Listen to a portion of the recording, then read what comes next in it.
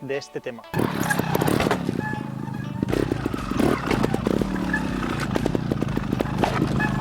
Bien, para intentar mejorar y no caer en esos errores tenemos dos temas que trabajar de análisis de zona, y el siguiente, el otro, es más puramente de técnica. No tenemos ninguna limitación lejos de la piedra, podemos levantar temprano, levantar con toda la confianza de que ya frenaremos, saltar la piedra y ya frenaremos.